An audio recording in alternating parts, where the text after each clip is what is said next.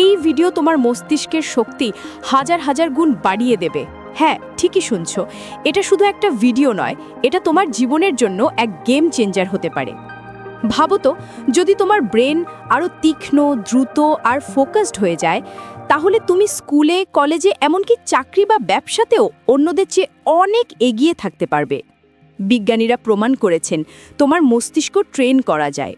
যেমন তুমি শরীর চর্চা করো, তেমনি ব্রেনকেও অনুশীলনের মাধ্যমে শক্তিশালী করা সম্ভব। তাই পুরো ভিডিওটা শেষ পর্যন্ত দেখো, কারণ এখানে আমি তোমাকে জানাবো এমন 8টি বৈজ্ঞানিক টিপস যা জিনিয়াস মানুষরা প্রতিদিন ফলো করে। আর তুমি যদি এগুলো ফলো করো, তোমার জীবন বদলে যাবে। চলো শুরু করি একদম অদ্ভুত কিন্তু দারুণ কার্যকর টিপস দিয়ে। উল্টো হাতে ব্রাশ করা। তুমি হয়তো ভাবছো, বাম হাতে ব্রাশ করলে আবার ব্রেন শক্তিশালী হয় নাকি? হ্যাঁ, হয়। যখন তুমি প্রতিদিনের পরিচিত কাজগুলো নতুনভাবে করো, তোমার ব্রেন নতুন চ্যালেঞ্জ পায়। এতে তৈরি হয় নতুন নিউরন আর গড়ে ওঠে নতুন সংযোগ, যাকে বলে নিউরোপ্লাস্টিসিটি। ফলাফল, তোমার সৃজনশীলতা, মনোযোগ আর আত্মবিশ্বাস সবই বাড়তে থাকে। তাই কাল থেকে একবার চেষ্টা করো বাম হাতে ব্রাশ করা। চলো দেখি তোমার ব্রেন কত দ্রুত মানিয়ে নিতে পারে।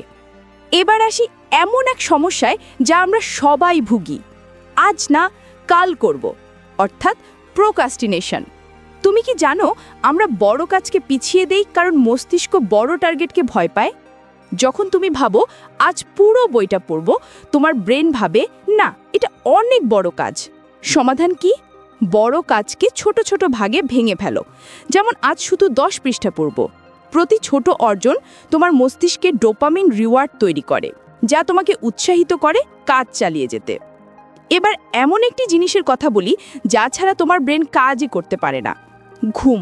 তুমি কি জানো, ঘুমের মধ্যেই তোমার ব্রেন শেখা তথ্যগুলো সংরক্ষণ করে রাখে। অর্থাৎ তুমি পড়লে ব্রেন শেখে, কিন্তু ঘুমালে সেই শেখা জিনিসগুলো স্থায়ী হয়।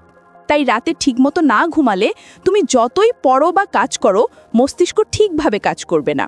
স্মার্ট হতে চাইলে স্মার্ট স্লিপ নিতে হবে। তুমি কি জানো, মনোযোগও একটা পেশি।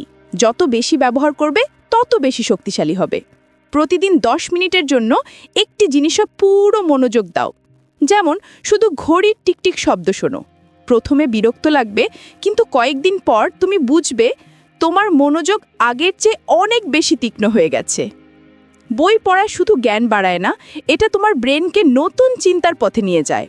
আর যদি তুমি পড়ার পর নিজের ভাষা নোট লেখো, তাহলে ব্রেনে নতুন নিউরাল পাথওয়ে তৈরি হয়। এভাবে বই পড়া হয়ে যায় এক ধরনের ব্রেন এক্সারসাইজ, ঠিক যেন ব্রেনের জিম। তোমার মনকে শান্ত, স্থির আর ফোকাসড রাখতে প্রতিদিন মাত্র 5 মিনিট মেডিটেশন করো। চোখ বন্ধ করে নিঃশ্বাসের দিকে মনোযোগ দাও। নিঃশ্বাস নাও, ছাড়ো। এই সহজ অনুশীলন তোমার ব্রেনের স্নায়ুকে শান্ত রাখে, মনোযোগ বাড়ায় এবং মানসিক চাপ কমায়। গবেষণায় প্রমাণ, নিয়মিত মেডিটেশন আইকিউ পর্যন্ত বাড়াতে পারে। তুমি কি জানো, নতুন কিছু শেখা মানে তোমার ব্রেনের জন্য উৎসব। যখনই তুমি নতুন ভাষা, বাদ্যযন্ত্র বা নতুন স্কিল শেখো, তোমার ব্রেন নতুন সার্কিট তৈরি করে। তাই প্রতিদিন কিছু না কিছু নতুন শেখো। একটা নতুন শব্দ, একটা নতুন ধারণা বা একটা নতুন অভিজ্ঞতা, সবই তোমার ব্রেনের জ্বালানি। মনে রেখো, শরীর সুস্থ না থাকলে ব্রেনও শক্তিশালী হয় না। প্রতিদিন অন্তত 20 মিনিট হাঁটো বা হালকা ব্যায়াম করো। এতে ব্রেনে রক্ত চলাচল বাড়ে আর মন সতেজ থাকে। আর পানি খেতে ভুলো না, কারণ ব্রেনের 75% অংশই পানি। ডিহাইড্রেশন মানে ব্রেনের পারফরমেন্স কমে যাওয়া। তাহলে আজ তুমি জানলে 8টি বৈজ্ঞানিক উপায়, যেগুলো ফলো করলে তোমার ব্রেন হবে আগের চেয়ে অনেক বেশি শক্তিশালী, দ্রুত আর সফলতার জন্য প্রস্তুত। এখন প্রশ্ন হলো, তুমি কি কাল থেকে নিজের ব্রেন ট্রেন করা শুরু করবে?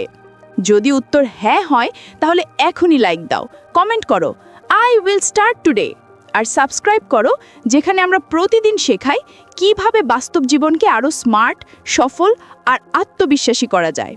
মনে রেখো, শক্তিশালী ব্রেন মানেই শক্তিশালী ভবিষ্যৎ। তাহলে চলো আজ থেকেই শুরু করি নিজের মস্তিষ্কের বিপ্লব।